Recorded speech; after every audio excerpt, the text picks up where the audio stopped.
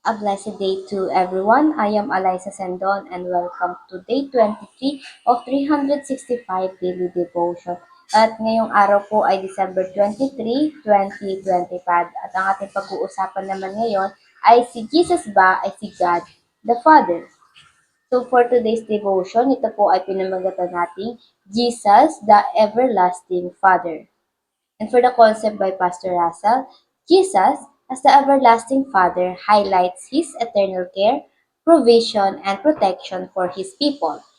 He is not only the Son, but also demonstrates the quality of a compassionate and loving Father who preserves, guides, and sustains life. His eternal nature ensures that his promises are steadfast and unchanging. Believers can rest in His guidance, knowing that His fatherly care is perfect and faithful for all generations. And now for our scripture reading, matatagpuan po natin ito sa Isaiah 9, verse 6 to 7, katulad ng di po kahapon. At ito po ang sinasabi, For to us a child is born, to us son is given, and the government will be on his shoulder, and he will be called Wonderful Counselor, Mighty God, and Everlasting Father.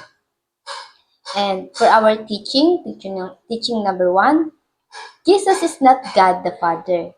Yes, Jesus is God, but He is not the Father.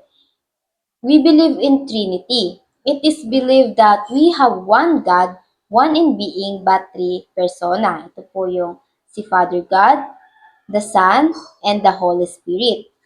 The Father makes the plan, the Son accomplishes the plan, and the Holy Spirit applies salvation. Ito po yung plano po ng Diyos Ama. Ito po yung ginawa niya after we fall from the sin.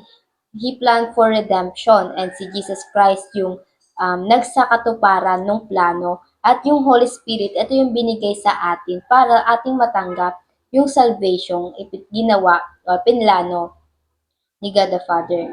God have distinct persona but act in unity. Hindi po nila kinokontradict yung isa't isa. And many people says that Jesus Christ and God the Father ay isa lang.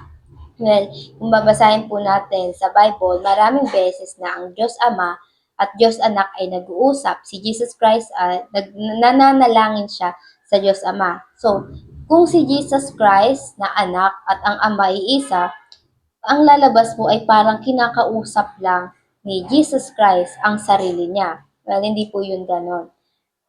We must first know what is Trinity. Medyo malalim lang po yun, pero magandang i-ask natin sa Holy Spirit for us to understand what is Trinity. And for our point number 2, Jesus is the eternal Father King. Si Jesus, He is not the Father, but He is the Father King. He is not the Father God, but He is a Father King. Sabi nga again dun sa scripture natin, and He will be called Everlasting Father. Yung Father po kasi in ancient time, ayun po yung mga tinatawag, Father po ang tawag sa mga hari, yung mga namamahala sa bawat nation. And sa scripture po ng Isaiah 9 verse 6, He will be called Everlasting Father. Tinutukol po yun sa pamamahala ni Jesus Christ. It's talking about the government or the rulership of Jesus Christ. He will become the King of all nations. Again, Everlasting Father. This doesn't mean that He become the Father God or He will be the Father God. He will become the King of all nations. Sabi nga sa kasunod na verse 7, Isaiah 9 verse 7, He will reign on David's throne and over His kingdom. Siyang anak ni David, nasa lahi ni David, ang uupo sa trono at maghahari magpakailanman. So si Jesus po yung tinutukoy nun. Again, Jesus is not God the Father, but He is the Father King. He will rule over heaven and earth, and also eternally. He will become our eternal Father King. And for our scripture, at point number 3, Jesus cares as a good father. Jesus is the King of all kings. He have the highest throne among the highest position. Then, beside, He knows you so well. Dito po sa ating mundo, katulad ng presidente, mataas ang posisyon nila, pero hindi nila tayo kilala. Sabihin natin may pakialam sila sa atin, pero yung kung sino tayo ay hindi naman tayo nila kilala. And Jesus is not like them. Si Jesus, kahit anong taas ang posisyong meron siya, even He is a God, He knows you so well. He cares about you and He cares for you. Kahit hindi ka kilala ng mga tao sa paligid mo, your fathers know you. Your Father King knows you well, even if you failed to recognize Him in times. Jesus get the highest throne, get the most responsibility, but then again, He never forgets you. And now, paano ba natin to may apply sa ating mga buhay? Application number 1, know that Jesus care more than you do. Si Jesus cares for you as well to the people you cared for. Yung pagmamahal at pag-aalaga na binibigay natin sa ibang tao, lalo na sa pamilya natin, ay sobra pa sa ibinibigay ng Panginoon, ng Diyos. So do not be so anxious about what will happen when you become lack or sufficient in a day. Let go and let God, ika nga. And for application number 2, knock and let Jesus open or shut door. Our God is all-knowing God. He knows what will be good for us and as well what is bad, what is not. So, kumatok tayo palagi, mag-ask tayo sa ating Diyos and He won't ignore you. He won't ignore us. His answer may be yes, makukuha agad natin. No, hindi pwede kasi marahil ay makakasama sa atin. And syempre, wait, ibig sabihin, you have to prepare, nire-ready ka muna niya. And yung no, it's not an ignore. Minsan, syempre, yes, instantly nakukuha agad natin. Yung no ay wala tayong kasagutan. But, hindi yun ibig sabihin, ini-ignore na tayo ng Diyos. It was maybe a redirection for you.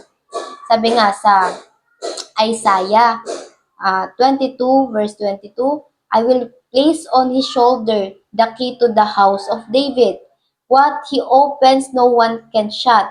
And what he shut, no one can open. So, yung will ni Lord, walang ibang pwedeng makapag-decide na tao na ito para sa iyo, ayan, hindi para sa iyo. Walang makakapagsabi or walang makakakuha sa iyo niyan. If that is the will of the Lord for you. And for our application number 3, keep trusting Jesus' fatherly rule. Our love is imperfect, but Jesus is not. So, kailangan palagi natin ipagkatiwala sa Diyos yung mga bagay, lalo na yung mga out of our hands. And for our reflection, ito yung pagninilay-nilayan natin ngayong araw. Why it is important to believe that Jesus cares more than we do. Tayo po muna ay manalangin bago magtapos. Jesus Christ, thank you. Father God, thank you for the life of Jesus Christ. Thank you that you give us this devotion at muli namin narinig ang inyong mga salita, Panginoon, patungkol sa iyong anak. Maraming salamat po at kahit papano, Panginoon, ay natututo, nabubusog ang aming kaluluwa sa inyong mga salita. Always guide us and protect us, Lord God, and always remind us that Jesus Christ is care more than we do, Panginoon, na hindi namin kailangan mag-alala sa mga bagay na wala sa aming kamay, Panginoon. At kayo na po palagi nawa ang manguna sa aming daraanan. Kayo lagi ang dakilain ng mga tao sa aming ginagawa. Help us to be more productive today, Lord God.